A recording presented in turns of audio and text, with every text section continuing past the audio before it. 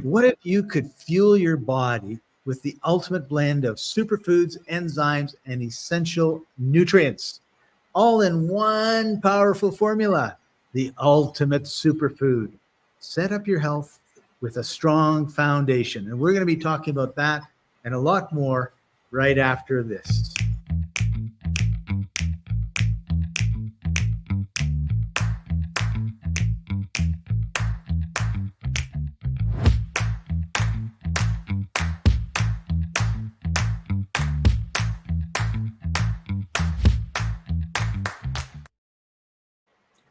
I always feel like dancing it when I hear that music. I love it. It's just makes me want to dance. You got it. You picked an awesome track. Thank you. Thank you. Hi, George. Welcome. Glad to have you here. You have another comment, but we're going to save it for a little later in the show. All right. Before I forget, don't forget to hit the like button, subscribe. It's really, really important. Help get the word out. In fact, you can even hit share and share it with your friends. And we are uncensored on Telegram right after this. So we go about a half an hour. At the top of the hour, t.me/life&co, where we are uncensored. We don't have to worry about what we have to say. We put a short up that was 53 seconds long. At second 50, there was something in there that YouTube didn't like. So they gave us a strike. And when they give you a strike, that's strike one, and 3 strikes, you're out. And being out of YouTube sucks. And so the censorship is alive and well. It is. It is. So t.me/life&co, get away from the censorship. All right. And with that, we want to talk about nutrition. March is Nutrition Month. And one of the problems, the Congress of the United States of America did a study. They commissioned a study. And the study said that the amount of nutrients in the soil was so low that the quality of the nutrients in the fruits and vegetables was like 50 or 60 or 70% less than it was 50 years ago. The sad part about this is that the study was done and went to Congress in 1920 or 1910.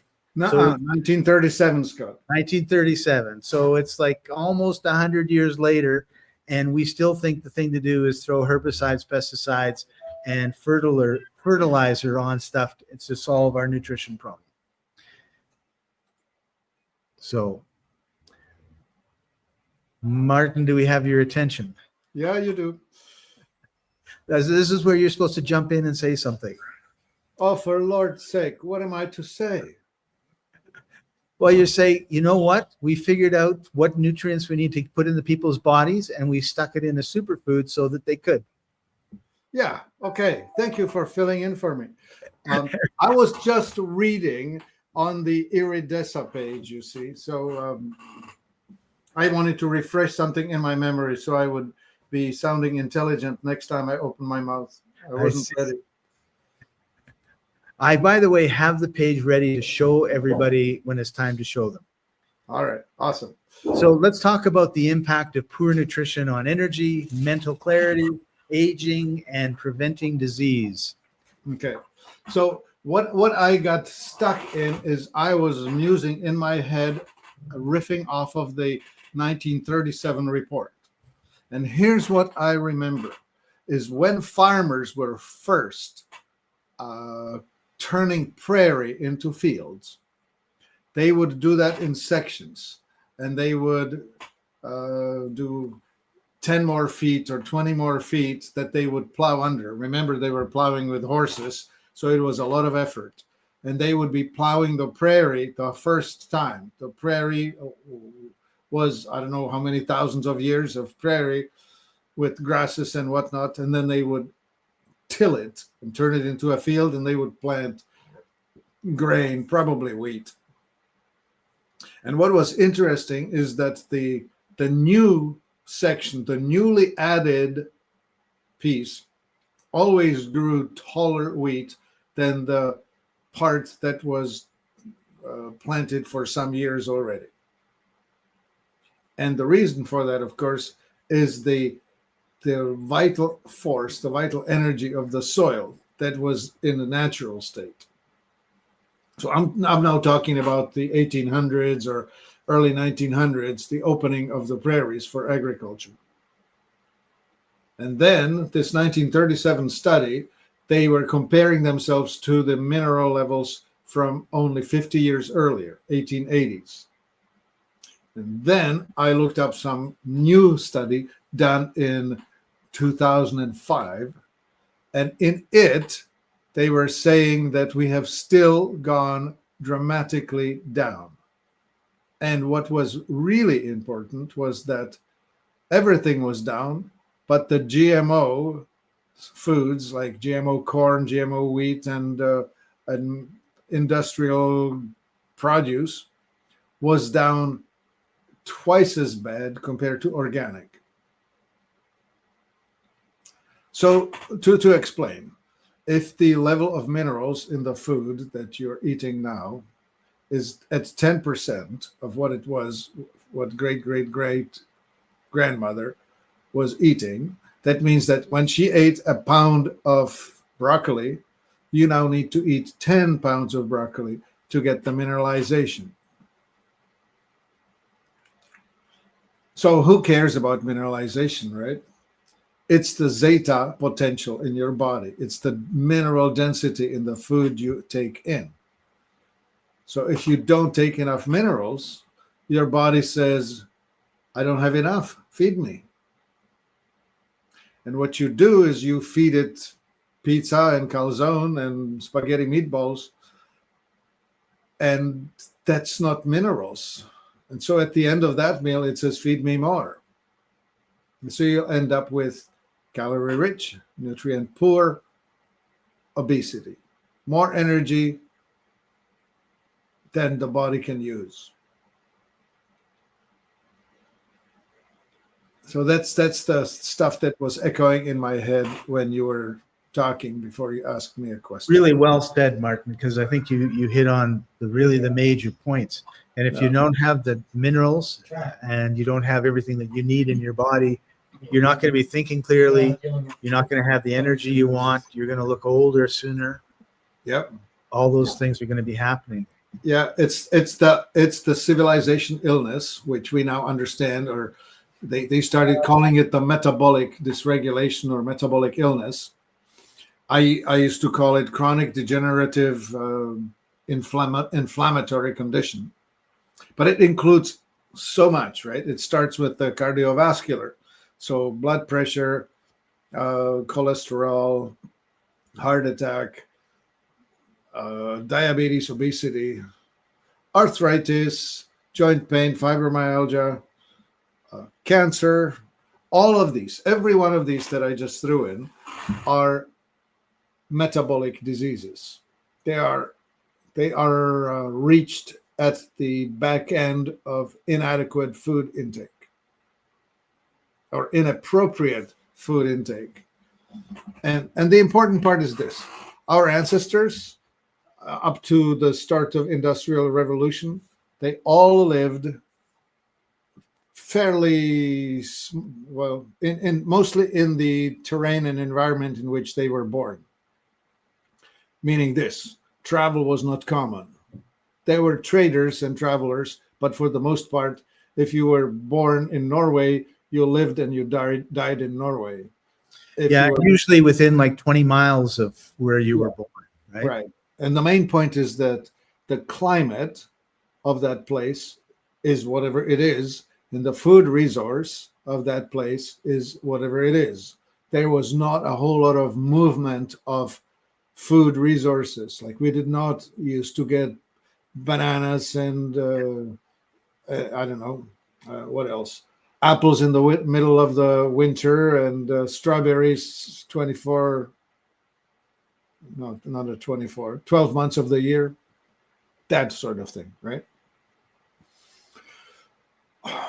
And so genetically, that impacts how they take food in, right? Like if you Yeah. genetically go back 10,000 years and you're eating salmon out of the sea, and it's the odd nuts and berries sort of thing, then all of a sudden you have pineapples and tropical fruits coming in, yeah, rice.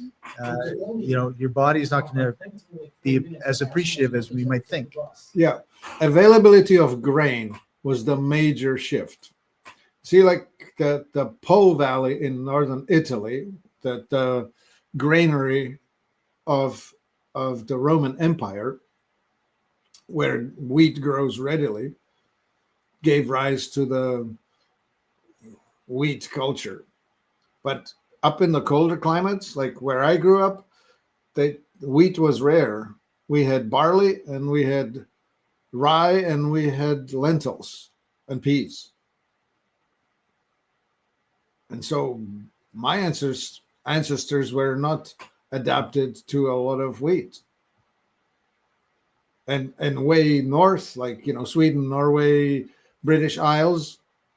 I mean, think of the Scottish people: barley, oats, and animal foods, right? Cabbage. Yeah, we had lots of sheep. Yeah, exactly. Eat haggis. Yeah, where I grew up, head cheese was the staple because it would last a long time, right? Like they butchered the pig in February. And the reason they do it then is because it was cold. So they could store stuff. It would last longer that way. And they had time to process it. And they would make salami by drying it, and ham by curing it, and all of the ways that we would preserve things and make them last longer. But it was not done in the summer. Right. Yeah. So we have the wrong type of food. We have food that has no nutrition in it. Yeah.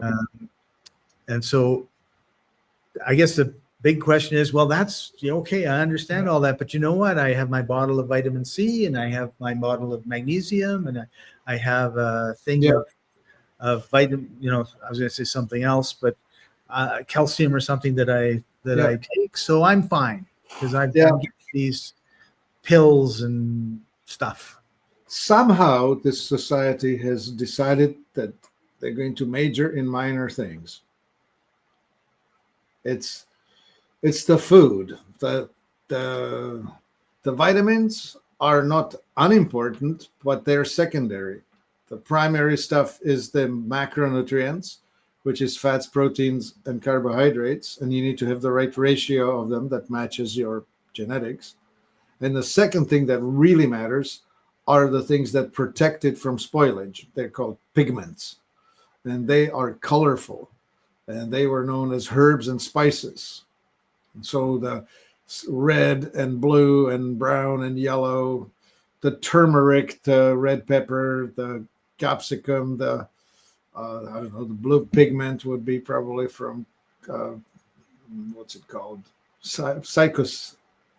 Phytocyanin. That would be from spirulina and other blue-green algae. That sort of stuff, right? Those are the most important parts of your nutrition, because those are the ones that will give you longevity. They will give you functional integrity. They will repair you from the wear and tear of life. And that's what we're not getting. That's what we're getting not too little of. The nutrient density is low compared to the calorie density. Right. Yeah. Okay. So we've only got about 10 minutes left. So I think this is a good time to talk about what I think is one of the best superfoods ever, which is Iridesca. Yeah. And tell us a little bit about it. Like, what makes it special in your mind? Yeah. I would like to try a metaphor. If you take a string quartet, you have 4 people playing music, and you can do some pretty decent things. You can play all kinds of very pretty stuff. You add piano to it, and you're really doing nice things. But then, if you want to stage something like the Beethoven's Ninth Symphony, you need the entire symphonic orchestra and a choir on top. And that's what Iridesca is like. It's a salad made with 337 ingredients. And that salad has been made powdered by drying it. And so by drying it, we make it dormant. And dormant means that the nutrients and all the nutritional value is preserved, waiting for it to be brought to life. And that happens when you make it wet and warm. You put it inside of you with water or juice. And so these 337 nutrients or ingredients are very carefully selected for quality, density, and for balance, because you need to have not too much of this, not too much of that. You want to stimulate the body in a harmonious way. There are many regulatory processes in the body that regulate your immune system, your autonomic nervous system, your digestion, and all of that. And you want to make sure that it's harmonized rather than too much of this or too much of that. So this is not done through a spreadsheet. This is done through an empirical knowledge and meditative contemplation of all of these things. So that's the concept. I can go quite nerdy and start telling you about the stuff that goes in it. Like, for example, when we crack a seed, the seed is the most intense store of energy because the seed has all the material that allows a plant to reproduce itself. So when I take flax seed or raspberry seed or whatever else seed, once I crack it open, I expose all its fragile nutrients to the elements. So we do that in presence of emulsifiers and antioxidants, so they don't go rancid when we crack them open. That's the classic problem of, flax meal that you buy. If it's not frozen, it's going to go rancid. So you need to do it fresh or dried or protected by antioxidants. And the other thing is the technology of nutrient extraction. It's really important that you understand that not all that is ingested is absorbed. And it's like this. Your body, your digestive system can extract nutrition only at the surface level of what you are ingesting. So we chew food to particle size, reduce it. That's helping. But in case of these things, you need to actually make them fine powder. And the smaller the particle size, the greater the surface area. So it's like comparing peas to golf balls. There's way more surface area in a specific volume of peas than there is of golf balls. And once you realize that, you will realize that a teaspoon of fine powder goes farther than 3 teaspoons of coarse powder. And that's why you, Scott, and others are having such great benefits from using Iridesca as opposed to some other competitive product, because we go to the trouble of making it very fine powder while preserving its enzyme activity. It's super easy to make something fine powder when you throw it into a grinder, but if you run it at industrial speeds, you raise the temperature, and by raising the temperature, you kill the enzymes. Yeah, Martin, you remind me of a time we were talking, and we were talking about, like, let's explode the production. And so you started talking to different mills that would grind stuff, right? They said, yeah, we can do it, no problem. And then you said, well, like, you can't cook the food. What do you mean? Yeah.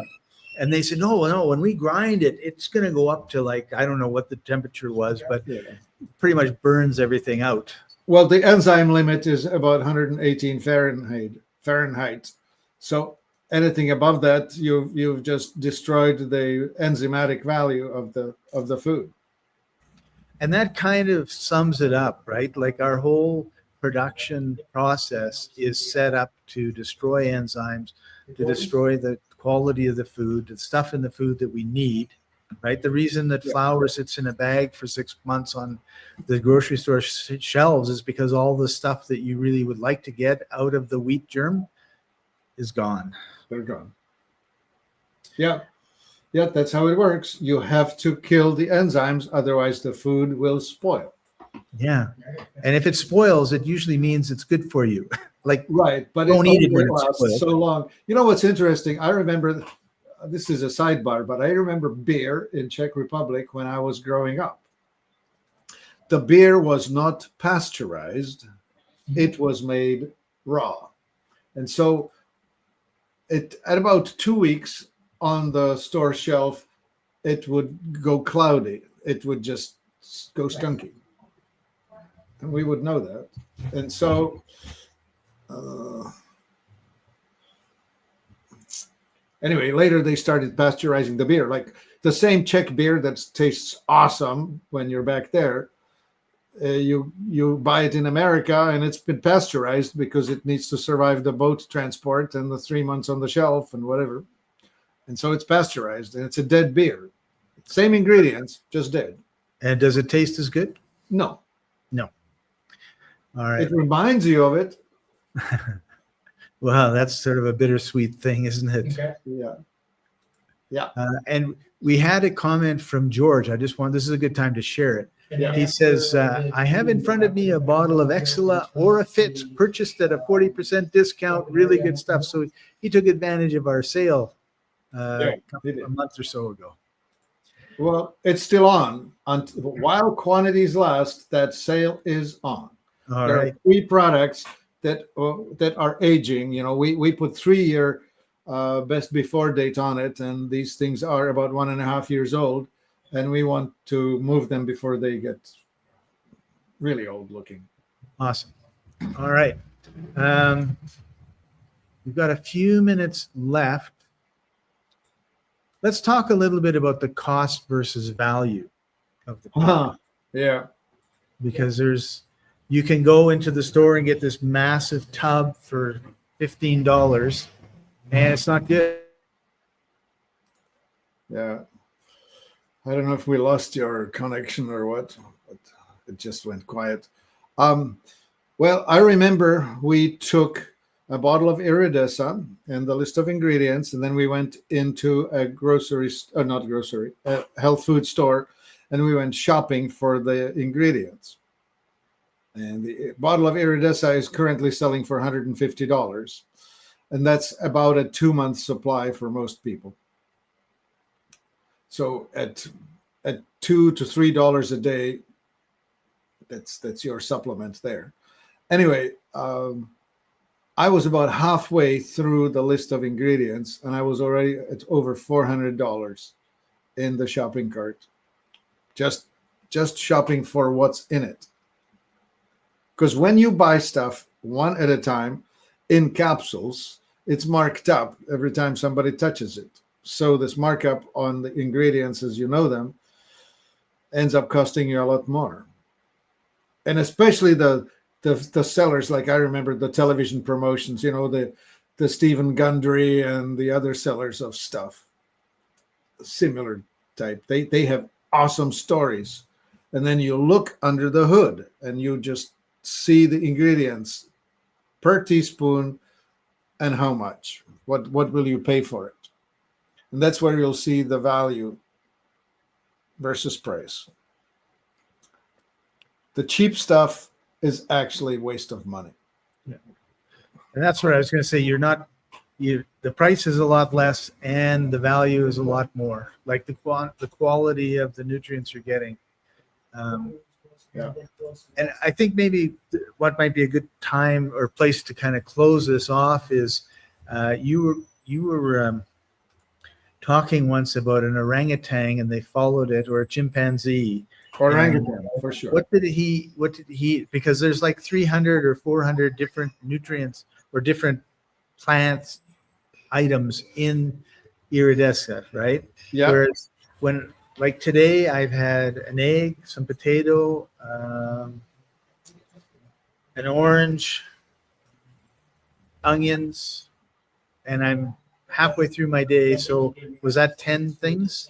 And we'll have Probably something like that. And your salad, of course, will have probably 10 things: tomato, carrot, cucumber, onion, lettuce, five types of leaves, mustard leaf, beet leaf, red lettuce, green lettuce. But you'll probably be done by 10. Anyway, so this orangutan, in a course of 7 days, ate 400 different plants.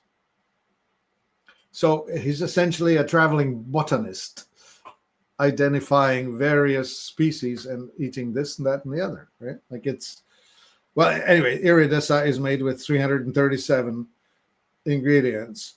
I forgot to say I had 370 different products this morning because I had a bottle of it. I mean, a glass of it. Yeah.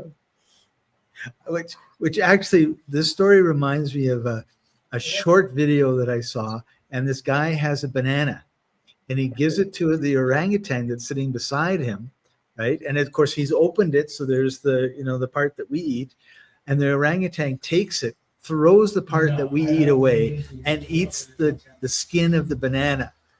And the guy says, maybe we got this fruit thing backwards. Yep. Isn't that something? It is.